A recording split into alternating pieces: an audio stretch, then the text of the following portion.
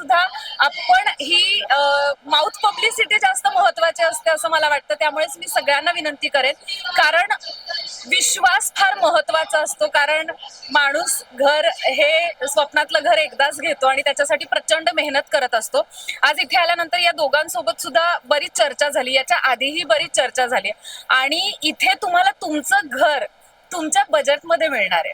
म्हणजे इथे येणारा माणूस हा त्याचं स्वप्न कुठेतरी तुटलंय आणि आता ते बजेटमध्ये बसतच नाहीये आणि आता चाललो, असं होणार नाहीये. तर मी सगळ्यांना विनंती करेन की तुम्ही एकदा इथे व्हिजिट करा. तुमच्या स्वप्नातलं घर तुमच्या बजेटमध्ये हे दोघेही तुम्हाला इथे देणार आहेत. त्यामुळे ही अतिशय आनंदाची गोष्ट आहे. आपण बघतोय की प्रचंड मेहनत सगळेच करतायत आणि ज्या पद्धतीने खर्च होतोय, साठवले जात आहेत पैसे, मुलांचे शिक्षण आहे, त्याच्यात एक स्वप्न बघणं आणि जे प्राईम सारखी मंडळी इतक्या ठामपणाने एक पायाभरणी करतायत आपल्या स्वप्नांची, तर अतिशय ही आनंदाची आणि मला वाटतं की ही मराठमोळी माणसं आहेत, त्यामुळे मला जास्त आनंद होतोय त्यांना प्रेझेंट करताना. तर अर्थातच अभिमानाची गोष्ट आहे की आज जे प्राईमचा एक भाग म्हणून तुमच्या समोर मी व्यक्त होतीये. हो, खरंच अर्थातच एअरपोर्ट येणार आहे असं म्हटलं की आपल्याला माहितीये की किमती वाढलेल्या असतात, कारण अर्थातच अर्थव्यवस्था आहे. तिथे अनेक उद्योगधंदे येणार आहेत, अनेक कामं होणार आहेत किंवा रोजगार उपलब्ध मोठ्या प्रमाणात होणार आहेत. अशा वेळी करेक्ट 25 डिसेंबरला सुरू झालेले अशा वेळेला प्रत्येकालाच असं वाटतं की एअरपोर्ट जवळ आपलं घर असावं किंवा तिथल्या आजूबाजूला जी व्हॅल्यू येते घरांना, तर त्यामुळे हे तिथला एक भाग आहे, याची आनंदाची बातमी आहे. त्यामुळे कुणालाही घर हवं असेल तर आमच्याकडे येऊ शकता.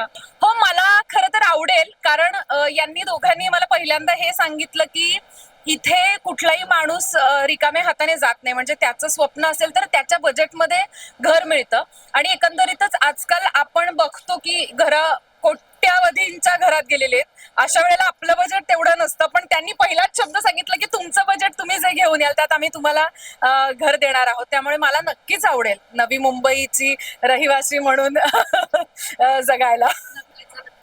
मी शूटिंगसाठी खरं तर नवी मुंबईला फार कमी आले, पण उरण भागात माझं शूटिंग फार झालेलं आहे. तर त्यामुळे मला नवी मुंबई हे ऑलवेज आपल्या प्रत्येकालाच आवडणारीच जागा आहे, कारण रस्ते मोठे आहेत, ग्रीनरी आहे आणि वेल सेटल्ड असं एक शहर मला हे कायमच जाणवतं. त्यामुळे मला असं वाटतं की लोक नवी मुंबईकडे ओढा जास्त आहे लोकांचा. येस. सांगण्यासारखं खूप आहे. पहिले तर थँक्स केडा BNM Raigad, because of reason एवढा छान रिस्पॉन्स भेटलाय. फर्स्ट डे, सेकंड डे आणि third day. First day already 10+ booking होत्या आणि सेकंड डे 25+ बुकिंग होत्या. आज ऑलरेडी 65+ बुकिंग आपल्या झाल्यात.